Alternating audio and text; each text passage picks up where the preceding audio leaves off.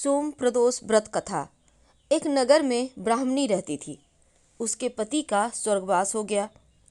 अब उसके घर बार कुछ भी नहीं बचा, इसलिए वह सुबह से अपने पुत्र के साथ भीख मांगने निकल पड़ती थी। इस तरह से वह स्वयं और पुत्र का पेट पालती थी। एक दिन घर आते समय ब्राह्मणी को एक बालक घायल अवस्था में मिला। ब्राह्मणी उसे अपने घर ले आई और लड़का विदर्भ का राजकुमार था। शत्रु सैनिकों ने उसके राज्य पर आक्रमण किया और उसके पिता को बंदी बनाकर उसके राज्य पर अधिकार कर लिया, इसलिए वह मारा मारा फिर रहा था और राजकुमार ब्राह्मण पुत्र के साथ ब्राह्मणी के घर रहने लगा। एक दिन अंशुमति नामक एक गंधर्व कन्या ने राजकुमार को देखा और उस पर मोहित हो गई। अगले दिन वह अपने माता पिता को राजकुमार से मिलाने लाई।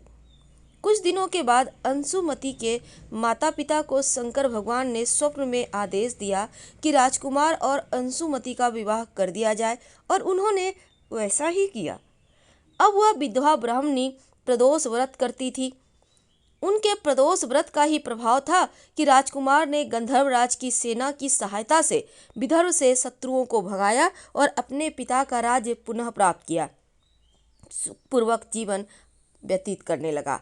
राजकुमार ने ब्राह्मणी के पुत्र को अपना प्रधानमंत्री बना लिया और ब्राह्मणी ने प्रदोष व्रत के कारण शंकर भगवान की कृपा से जैसे राजकुमार और ब्राह्मणी पुत्र के दिन सुधर गए, वैसे ही शंकर भगवान अपने हर भक्तों पर कृपा बनाए रखते हैं और सबके दिन संवर जाते हैं।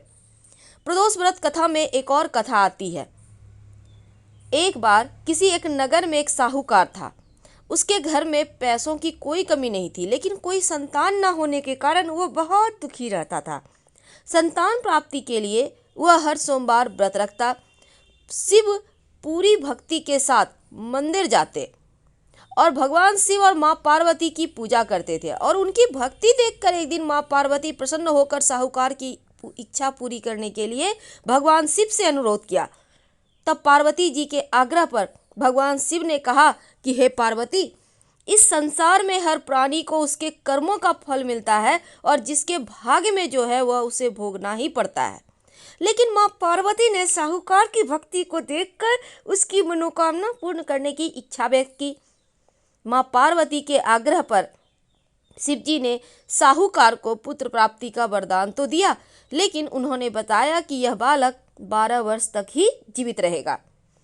अब माँ पार्वती और भगवान शिव की बातचीत को साहूकार सुन रहा था, इसलिए उसे ना तो इस बात की खुशी थी और ना ही दुख। वह पहले की भांति शिव जी की पूजा करता रहा।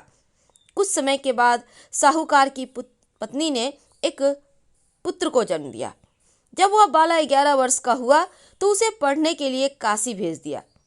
साहूकार ने पुत्र के मामा को बुलाकर उसे बहुत सारा धन देते हुए कहा कि इस बालक को काशी विद्या प्राप्त करने के लिए ले जाओ और तुम लोग रास्ते में यज्ञ करते जाना और ब्राह्मण को भोजन दक्षिणा देते हुए जाना। दोनों मामा भांजे इस तरह यज्ञ करते हुए ब्राह्मणों को दान दक्षिणा देते हुए काशी नगरी निकल पड़े। इस दौरान रात में वह एक नगर पड़ा जहां नगर के राजा की कन्या का विवाह था, लेकिन जिस राजकुमार के साथ उनका विवाह होने वाला था वह एक आंख से काना था। तो राजकुमार के पिता ने अपने पुत्र के काना होने की बात को छुपाने के लिए सोचा, क्यों न साहूकार के पुत्र को दूल्हा बनाकर राजकुमारी से विवाह करा दूं और विवाह के बाद इसको धन देकर विदा कर दूंगा और राजकुमारी को अपने नगर ले जाऊंगा। लड़के को दूल्हे का वस्त्र पहनाकर राजकुमारी से विवाह करा दिया गया। साहूकार का पुत्र ईमानदार था, उसे यह बात सही नहीं लगी, इसलिए उसने अवसर देखकर राजकुमारी के दुपट्टे पर लिखा कि तुम्हारा विवाह तो मेरे साथ हुआ है, लेकिन जिस राजकुमार के संग तुम्हें भेजा जाएगा वह एक आंख से काना है। मैं तो काशी पढ़ने जा रहा हूँ। जब राजकुमारी ने चुन्नी पर लिखा बातें पढ़ी तो उसने अपने पिता को कहा, तो पिता ने विदा नहीं किया पुत्री को और बारात वापस चली गई। दूसरी ओर साहूकार का लड़का और उसका मामा काशी पहुंचा और वहां जाकर उन्होंने यज्ञ किया। जिस दिन लड़का 12 साल का हुआ उस दिन यज्ञ आयोजन था और लड़के ने अपने मामा से कहा कि मेरी तबीयत कुछ ठीक नहीं है। मामा ने कहा तुम अंदर जाकर आराम कर लो। शिवजी के वरदान के अनुसार कुछ ही देर में उस बालक के प्राण निकल गए। मृत भांजे को देखकर उसके मामा ने विलाप करना शुरू किया। संयोगवश उसी समय शिव जी और माँ पार्वती उधर से जा रहे थे। माँ पार्वती ने भोलेनाथ से कहा, स्वामी, मुझे इनके रोने की स्वर सहन नहीं हो पा रहा, आप इस व्यक्ति के कष्ट को अवश्य दूर करें।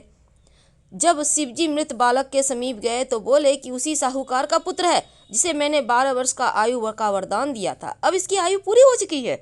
लेकिन मातृभाव से विभोर माता पार्वती ने कहा, महादेव, आप इस बालक को आयु देने की कृपा करें, अन्यथा इसके वियोग में माता पिता भी तड़प तड़प कर मर जाएंगे।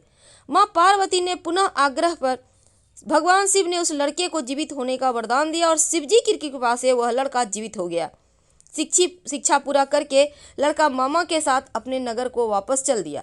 दोनों चलते हुए उसी नगरी में पहुंचे जहां उसका विवाह हुआ था। उस नगर में भी उन्होंने यज्ञ का आयोजन किया और उस लड़के के ससुर ने उसे पहचान लिया और महल में ले जाकर उसकी खातिरदारी की और अपनी पुत्री को विदा किया। इधर साहूकार उसकी पत्नी भूखे प्यासे रहकर बेटे की प्रतीक्षा कर रहे थे और उन्होंने प्रण कर रखा था, यदि इन्हें अपने बेटे की मृत्यु का समाचार मिला तो वह भी प्राण त्याग देंगे। परंतु अपने बेटे को जीवित होने का समाचार पाकर वह बहुत प्रसन्न हुए।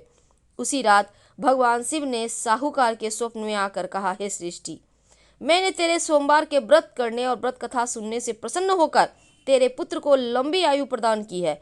इसी प्रकार जो कोई सोमवार व्रत करता है, कथा सुनता है अथवा पढ़ता है, उसके सभी दुख दूर होते हैं और सभी मनोकामनाएं पूर्ण होती है। हर हर महादेव। धन्यवाद।